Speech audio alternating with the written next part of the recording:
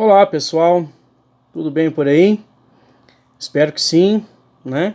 E vamos dar continuidade aí ao que a gente tratou com vocês ontem, né? Na nossa aula aí ao vivo, né? Que teve os seus contratempos em questão aí de conexão, mas estamos trabalhando aí para não ter esses problemas mais, tá? Ver se a gente aumenta aí a taxa de upload aqui, principalmente aqui do meu lado aqui, para ver se pelo menos diminui esse travamento que estava dando aí. Penso eu que deve ter dado em algum momento travar aí a imagem ou o próprio áudio, tá? Que essas aulas nossas remotas aí elas vão continuar, né? Então a gente quer aí aproveitar ao máximo com vocês essa companhia de vocês aí nas manhãs, né? Principalmente na manhã de segunda, que acho que vai ser o dia que a gente vai ficar estabelecido para ter essas aulas ao vivo com vocês aí, tá? Espero que vocês tenham gostado, né? Estamos aí tentando aprender ao máximo aí sobre essa modalidade remota, né? Então por isso que a gente está se adaptando em questão de equipamento, né? De preparo para a gente poder levar ao máximo do conhecimento aí até você na sua casa. Em contrapartida, né? Não é só da gente aqui, peço que você aí realize todas as atividades que a gente propõe, como a grande maioria da sala de vocês tem feito, né? Alguns ou outros assim que ainda insistem em não fazer. Peço gentilmente a essas pessoas aí, a esses alunos, que façam. Quem vai estar ganhando é você, né? Porque o conhecimento está retido aqui em mim, mas eu quero transmitir para vocês, né? Então é interessante você pegar esse conhecimento que a gente está disposto a passar para vocês, mesmo que seja assim de uma forma virtual, tá? Que é na hora que a gente voltar para presencial, a gente já vai ter ganho aí, ó, ter ganhado muita coisa, né? A nossa escola aí está ganhando muita com essas aulas que a gente está passando para vocês, né? Nossa escola, vocês, né, tem ganhado muito com isso, tá? E merecem ganhar mais ainda. Então, por isso, assistam às videoaulas de todos os professores, tá? Participem de todas as videochamadas aí, ó, das aulas ao vivo, porque quem vai acrescentar é para você, tá? E a gente está fazendo isso aí com o maior carinho, então, né, faça aí também a sua parte aí, desenvolvendo tudo aquilo que cada um dos professores está passando para vocês aí enquanto atividade proposta, ok? Devo olhar hoje todas aí as listas aí da pessoal que fez lá aquela lista de avaliação. Me perguntaram aí se ela vai estar valendo questão de acerto.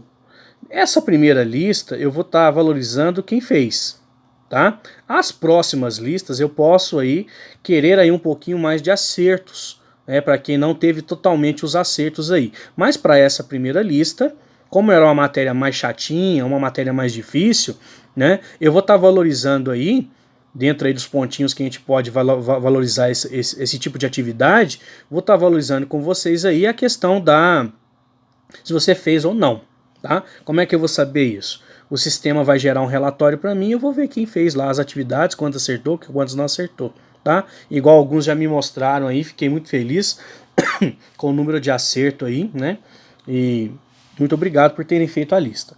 Voltando aqui então, né, a nossa aula, ou as nossas aulas 13 e 14, igual eu comentei com vocês, elas mudam diferentemente daquilo que a gente estava tratando sobre evolução. E nós tratamos aqui então sobre núcleo celular. Uma coisa que eu esqueci de comentar com vocês, e eu li aqui agora na apostila e está ali, na falha minha nesse ponto, é que quando você fala de atividade celular, por que eu estou voltando isso? Porque isso é importante para aquelas 4 partes principais que eu falei para vocês, tá? Quando você fala de atividade celular ou ciclo celular, essa atividade, esse ciclo celular da célula pode se operar de 2 jeitos, em que a célula não se divide e um outro que a célula se divide. Então eu tenho uma hora que a célula não está em divisão celular. Pô, como assim, doido? Ela não está dividindo de forma mitótica e nem meiótica, que é o nosso próximo conteúdo, as 2 divisões celulares. Não está acontecendo isso. E tem um outro momento em que a célula está tendo isso. Ela está passando ou por mitose ou por meiose, ou uma sequência. Passa por mitose e depois passa por meiose. Tá? Aquela célula onde você não tem essa atividade de divisão celular, mas não quer dizer que não aconteça atividade celular, traduzindo, a célula não está dividindo, não está acontecendo nem mitose e meiose, você fala que essa célula está em intérfase. Ela está em um estado parado de divisão. mas não um estado morto, porque ali eu tenho atividade celular de outras formas. É nessa célula em intérfase é que você vai encontrar aquilo que a gente chama de núcleo interfásico. O que é esse núcleo interfásico?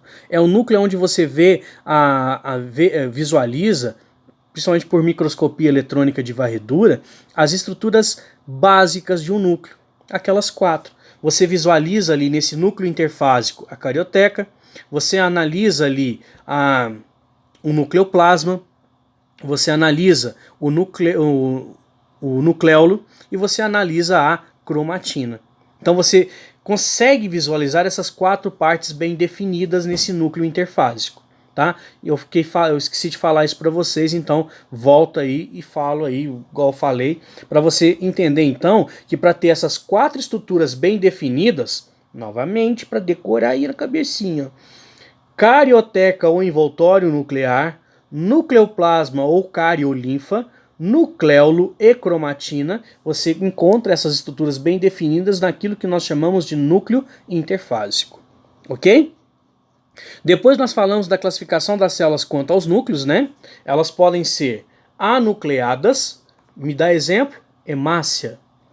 Mononucleada, exemplo, leucócito. Poli ou pluri ou multinucleada, exemplo, com vários núcleos, né? Exemplo, célula do tecido estriado esquelético. E uma chamada de binucleada, que o exemplo que eu dei foi de um organismo bem bonitinho chamado de paramécio, tá? Falei para vocês da importância, foi a primeira coisa que nós citamos, né?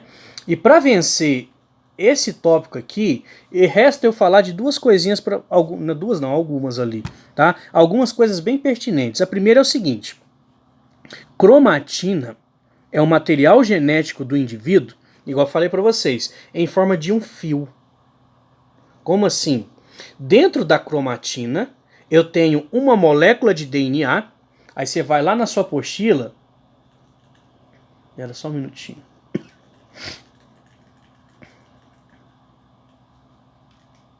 Página 415, página 415. Corre lá, doido, pega lá a apostila. 415. Você tem a molécula de DNA. A molécula de DNA tem aquele formato bonitinho helicoidal, uma fita que faz assim e outra fita que vem e se entrelaça nela. Então se você olhar ali, ó, cromatina e cromossomo, que é o tópico 3, tem a molécula de DNA. O que acontece? Essa molécula de DNA ganha um envoltório sobre ela de uma proteína chamada de proteína histona, que forma um complexo de molécula de DNA e essa proteína em um formato de um fiozinho. Esse formato de fiozinho é o que nós chamamos de cromatina. Então se você pega, por exemplo, em uma célula normal de ser humano, que não seja, por exemplo, um gameta, e que não tenha faltando ou sobrando nenhum material genético, obrigatoriamente essa célula tem que ter 46 filamentos de cromatina. Porque cada filamento de cromatina é formada por uma molécula de DNA. Então essa molécula de DNA com proteína forma uma cromatina, o outro DNA com uma outra molécula de proteína com outro envoltório de proteína forma outra cromatina. Então você vai ter, no nosso caso ser humano, em uma célula padrão, você vai encontrar 46 filamentos de cromatina. Correto? Por que 46? Porque ali existem 46 moléculas de DNA. Tá? O que pode acontecer com essa cromatina? Ela ficar, ó, esse aqui vai dar, vai, de festa, ó, foi na festa. Assim, toda retinha, ó. Ou ela pode ter pequenos pedaços que faz isso aqui, ó. Fica um pedacinho, ó, mais grosso e um pedacinho mais liso. Um pedacinho enrolado e um pedaço não enrolado. Lembre, tudo aqui seria uma cromatina. Ó. Tem uma cromatina aqui. Como que essa cromatina pode se apresentar? Ter pedaços enrolados, ó, pedaçozinhos enrolados, ou pedaços não enrolados. Liso, estendido. Aí surgem duas palavrinhas que estão na sua apostila. Heterocromatina e eucromatina. Heterocromatina é a parte da cromatina que está assim, ó, condensada, encurtada. Essa parte, então, eu chamo de heterocromatina. Aquela parte que não está condensada, eu chamo de eucromatina. Beleza? Então, uma cromatina pode ter esses dois estágios. Ou ela ser lisinha, sem condensação nenhuma, que é o que você chama de eucromatina, ou ela ter pequenos pontos condensados e encurtados na mesma fita, tá? Na mesma fita chamada de heterocromatina. Ok? O que pode acontecer com essa cromatina? Pode acontecer o seguinte. Ela tá assim, ó. Ela vai encurtando, encurtando, encurtando, encurtando. Esse encurtar é um processo de condensação. Ela vai encurtando, encurtando, encurtando, encurtando, até chegar no máximo de encurtamento, ou seja, máximo de condensação, e formar aquilo que nós chamamos de cromossomo. Então, o que é um cromossomo? Um cromossomo é a condensação de uma cromatina formando pequenos bastões ou bastonetes. Esses pequenos bastões ou bastonetes é aquilo que a gente conhece por cromossomo.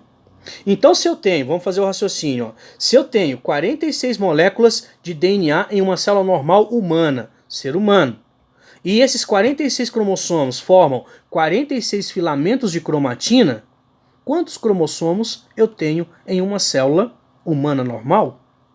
Tempo. 46. Aqui eu tenho aquilo que a gente chama de proporção de 1 para 1 para 1. Se eu tenho uma molécula de DNA, eu tenho um filamento de cromatina. Se eu tenho um filamento de cromatina, eu tenho um cromossomo.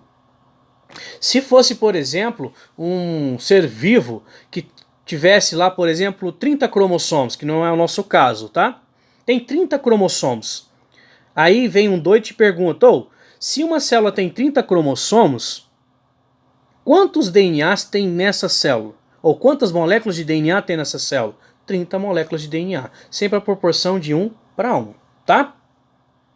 Para fechar aí, o que acontece? Esses cromossomos, no caso eu falei que o ser humano tem 46 cromossomos, não é isso?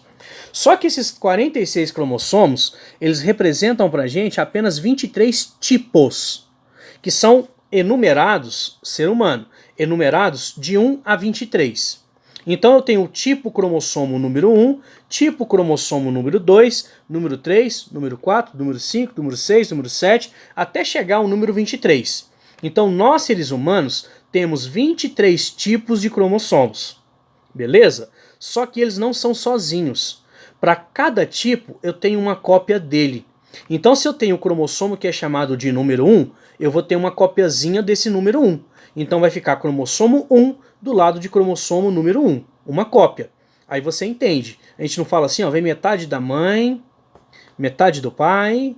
Então, metade da mãe, ela manda um cromossomo número 1, o pai manda outro cromossomo número 1. Esses cromossomos conseguem emparelhar, ficar juntos, unidos um com o outro, porque eles são chamados de cromossomos homólogos. Aí você vai lá atrás, não tem um troço aí que a gente falou? Órgãos homólogos, homologia. O que é homólogo? Igual. Então, se eu tenho cromossomos homólogos, quer dizer que esses cromossomos, olha, 3 palavras, têm o mesmo tamanho, a mesma quantidade de genes e a mesma sequência desses genes. Pô, doido, você falou gene agora, mas o que é gene? Genes são pequenos fragmentos da molécula de DNA. Cada DNA tem uma pequena informação, um código de barra lá nele, que dá para você uma determinada característica. Por exemplo, a cor dos seus olhos. Aí eu posso ter um outro fragmento lá no DNA que faz você ser alto ou ser baixo. Esses fragmentos do DNA, tá, que a gente chama de pedaço, fragmento do DNA que contém a informação hereditária para determinada característica, é o que nós chamamos de gene. Tá? Então o que acontece em um cromossomo homólogo? É aquele cromossomo que, quando colocado do lado do outro, tem o mesmo tamanho, mesma forma, a mesma quantidade e sequência de genes. Ok? Isso então seria um cromossomo homólogo. Beleza? O que é gene? Gene são fragmentos de DNA, pedaços de DNA que contêm a informação hereditária para construir determinada característica, tá? Seria então aí os cromossomos homólogos. Aí vem 2 palavras que vão determinar todo o estudo da divisão celular. haploide e diploide. Tá? Toda vez que for falar de mitose, de meiose, sempre vai vir essas duas palavrinhas, haploide e diploide. O que é uma célula haploide? A célula haploide é aquela que contém dentro dela somente os tipos de cromossomos da espécie. Se nós falarmos de ser humano, é sabido, e você já sabe, e nós acabamos de falar também, que a célula do ser humano tem 46 cromossomos, né? Tá certo, não tá errado. Só que eu falei para vocês que desses 46, só existe 23 tipos. E cada tipo desse recebe uma cópia para dar os 46 final. Quando eu pego uma célula nossa que só tem os tipos de cromossomos da nossa espécie, essa célula é chamada de célula haploide, porque ela tem a metade da informação genética da nossa espécie e das outras também, tá? Aí o que seria uma célula diploide? Aí você vai pela palavrinha di, duas vezes. A célula diploide é aquela que tem pares de cromossomos homólogos. Então, por exemplo, uma célula de ser humano que tem 46 cromossomos é uma célula diploide. Tanto é que a simbologia dela é um 2 e um N, que é o que a gente chama de 2N. Tá? Esse 2N representa, então, que essa célula tem pares de cromossomos homólogos. Tá? Exemplos de células assim, as células que fazem a gente crescer. A célula que está no osso, a célula que está no músculo, a célula que está no seu cabelo, no meu caso não, mas no seu provavelmente você tem muito cabelo, eu que não tenho, está na barba, né? Esse tipo de célula tem 46 cromossomos ali dentro, então obrigatoriamente é uma célula diploide. No nosso corpo, no nosso caso ser humano, aquela célula que tem 23 cromossomos, metade, é uma célula que é chamada de célula haploide. Essa célula haploide, a única que a gente tem para nós seres humanos, são as células gaméticas, ou seja, os gametas. No caso masculino, espermatozoide, no caso feminino, óvulo. E faz até sentido, porque pensa comigo, se a gente constrói um gameta com todos os cromossomos da espécie, por exemplo, o ser humano, vamos supor que é produzido um espermatozoide com 46 cromossomos, e um óvulo também com 46 cromossomos. Se eu juntar os dois, quantos cromossomos esse indivíduo tem que ter? 92, se você respondeu, não é isso? Dobrou a quantidade de cromossomos do ser humano? Não tem jeito. É estabelecido para a nossa espécie 46. Aí o que acontece? As divisões celulares que a gente vai estar estudando, elas reduzem, dependendo da divisão, a carga genética de uma célula. Então ela deixa a condição diploide e vira haploide. Nesse caso, então, reduz pela metade. Daí, haploide. Então o gameta ele vem com metade. Aí então, ficou fácil. Vem um espermatozoide com 23, um óvulo aqui com 23, eles se fundem pela fecundação e formam um ser humano com 46. Como é que forma? Os pares vão parear um do lado do outro e estabelecer aquilo que Sapochila está chamando de cromossomo homólogo. Beleza? Deixa eu ver se é isso. Isso. Cariótipo. Tá até aí que uma fotinha bonita. Cariótipo representa pra gente o conjunto de cromossomos da espécie. Então quando a gente vê uma fotografia dessa aqui, ó, com a disposição de todos os cromossomos da nossa espécie, aqui é a nossa espécie mesmo, né? Isso. Aí eu tenho um cariótipo, que é o conjunto de cromossomos daquela espécie. E um genoma é quando eu tenho o conjunto de cromossomos da célula haploide, que é o conjunto mínimo, que é quando eu tenho os tipos de cromossomos da espécie. Aí eu tenho aquilo que nós chamamos de genoma. No nosso caso aí, 23 cromossomos. Ok? Ó, para esse momento, vou deixar então para vocês aí esses conceitos. Conceito de cromatina, de cromossomo, de cromossomos homólogos, células haploides e diploides, tá?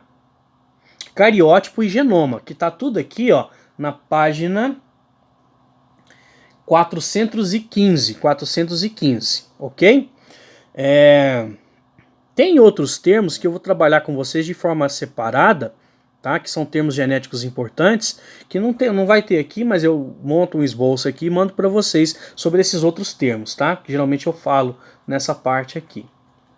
ok?